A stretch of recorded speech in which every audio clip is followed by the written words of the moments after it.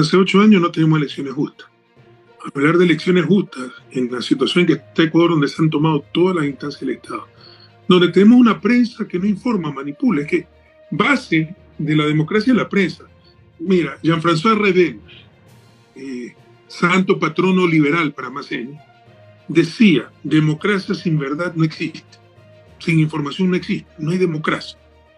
En América Latina no hay información y manipulación, pero sobre todo en Ecuador, donde se ha perdido todo límite y de escrúpulos. Revisa si el reportaje espectacular que ustedes han hecho, muy profesional, se han tomado 4 o 5 meses, que ha sido replicado por muchos medios internacionales, algún medio nacional importante lo ha replicado. Es descarada la manipulación, el blindaje, el ocultamiento de información, la promoción de noticias totalmente falsas para perjudicarnos. Entonces, no podemos llamar democracia a una situación así.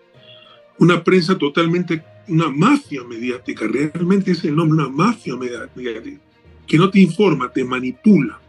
Además de que se han tomado todas las instancias del Estado en estos 8 años, han destrozado el Estado de Derecho y se dan las más grandes barbaridades. Por ejemplo, en el 2021 nos suspendieron el partido político unos cuantos días antes de inscribirnos.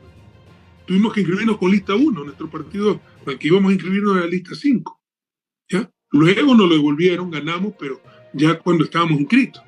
Pero todo eso hemos tenido que pasar, ¿no? Leyes que han reformado para perjudicarnos, por ejemplo, el método de asignación de escaños, para impedirnos tener mayoría en la asamblea.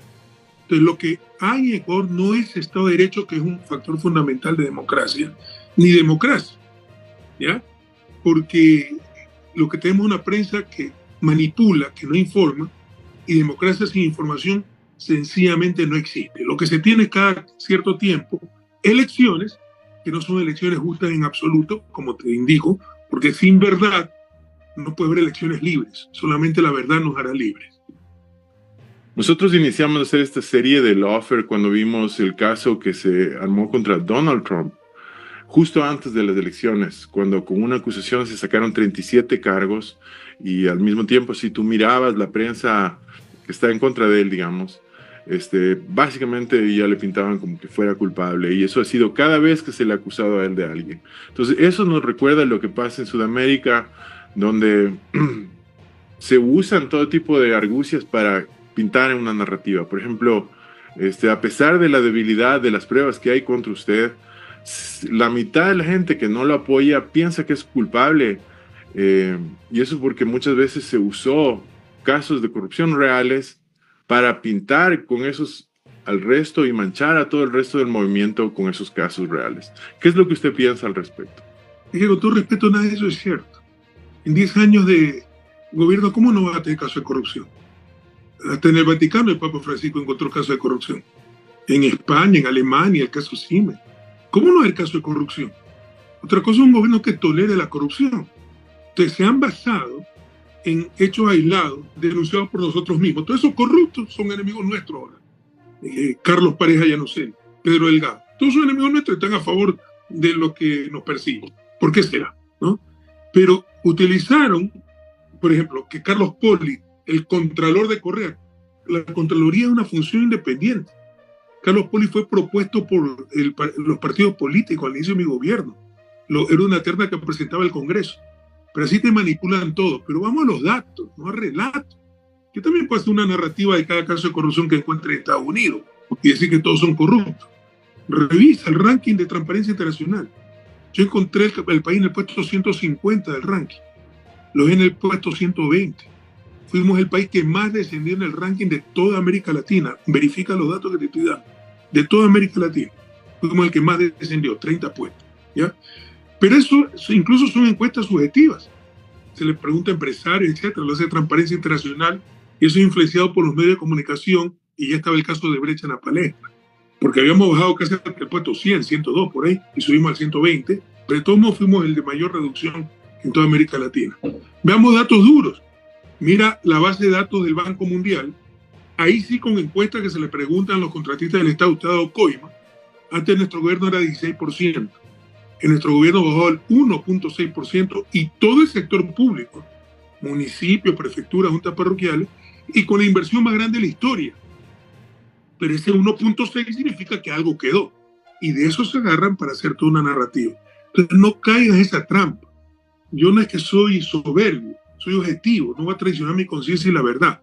Hacer un acto de contrición, cuando lo hicimos muy bien, cuando somos gente honesta, cuando tienen que poner por influjo psíquico, cuando han contratado empresas para revisar nuestras cuentas y no encuentran absolutamente nada, y cada vez que buscan la ruta del dinero encuentran su dinero, y somos nosotros que tenemos que hacer acto de contrición, es darle la razón a los que no la tienen. Esa es la primera reflexión. Lo segundo que tú dijiste, el offer que también se le aplicó a Trump, no comparto, respeto tu opinión, pero no la comparto. Sistemáticamente el offer ha sido contra la izquierda, porque para el offer se requiere medios de comunicación que están en manos de la derecha y un sistema judicial cooptado por las élites o por Estados Unidos. Que se dan excepciones, por supuesto. Alan García en Perú, cuando hay conflictos entre ellos mismos. Pero no es la norma, son la excepción. Y en el caso de Estados Unidos no le funcionó, lo intentaron. ¿Por qué? Porque todavía hay institucionalidad. Mira que en la Corte Suprema me parece que venció con unanimidad Trump, pese a que hay demócratas, porque no se van a prestar esta jugarreta. En América Latina y en Ecuador particularmente, los jueces se prestan a cualquier cosa. Acaba un tribunal hace pocas semanas decir que la invasión a la embajada, la detención de Jorge Glass, fue en apelación. El juez de primera instancia ha dicho que era ilegal, ilegítima y arbitraria. Dijeron que no, que era legal, legítima y arbitraria, y no arbitraria. ¿Sabes por qué? Porque ellos tienen que fijarse en el derecho interno. Y había una orden de prisión contra Jorge Glass, había un estado de excepción que no, con lo cual se acababa la garantía de inviolabilidad de domicilio. Ellos no pueden fijarse de la ley internacional. Es decir, rompieron un principio de derecho fundamental, que los tratados internacionales están sobre las normas nacionales. Y argumentaron que invadir una embajada es como había estado de excepción, no había inviolabilidad del domicilio. O sea, una embajada extranjera es un domicilio más. O sea, y ahí en ese tribunal estaba el presidente de la Corte Suprema de Justicia, de la Corte Nacional se llamó. Entonces tú ves el nivel a que hemos llegado, y es descarado el asunto. Entonces son otros niveles. O sea, con todo respeto, lo que le pasó a Trump es un juego de niños al lado de lo que pasa en Ecuador y en América Latina. Pero sobre todo en Ecuador, donde más lejos ha ido el offer, lo dicen los expertos, por nombre lo pueden entrevistar, Víctor Martínez, por ejemplo, español, donde más lejos ha ido el offer es en Ecuador. Es notable, y varios expertos me han contado, cómo el descenso del Ecuador ha sido de los más marcados, si no el más marcado, de un país con instituciones de desarrollo y de control a lo que muchos llaman ahora un narcoestado. Y eso, según muchos de los especialistas que he hablado, se dio por las acciones de Lenín Moreno, que al tratar de perseguirle a usted y a la gente de su movimiento, no solo persiguió a las personas, sino también a las políticas. ¿Qué es lo que usted piensa de esta persecución que se dio no solo de las personas, pero sobre todo de las políticas de desarrollo social? El odio los llevó a destruir todo. O sea, por último que nos persiga y construya algo nuevo y mejor. Pero destrozaron todo. O sea, parece una novela de Kafka, ¿no? La metamorfosis. Que de repente Gregorio Samsa se despertó como un escarabajo y todo el mundo lo detestó. O sea, era todo diferente. O sea, es una pesadilla. O sea, yo no he visto, yo soy, modestia aparte, experto en desarrollo. Me he pasado estos 8 años estudiando desarrollo, escribiendo un libro, ¿no? Y no he visto caso de destrucción tan rápida y profunda de un país en época de paz sin bloqueo, y más aún en democracia. Puede ser que haya bloqueo o guerra y se destruye un país, pero sin bloqueo, sin guerra, la destrucción tan brutal de un país no la he visto.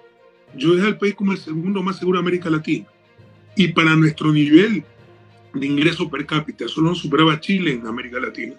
Pero Chile tiene el doble ingreso per cápita que nosotros, un país mucho más rico o menos pobre.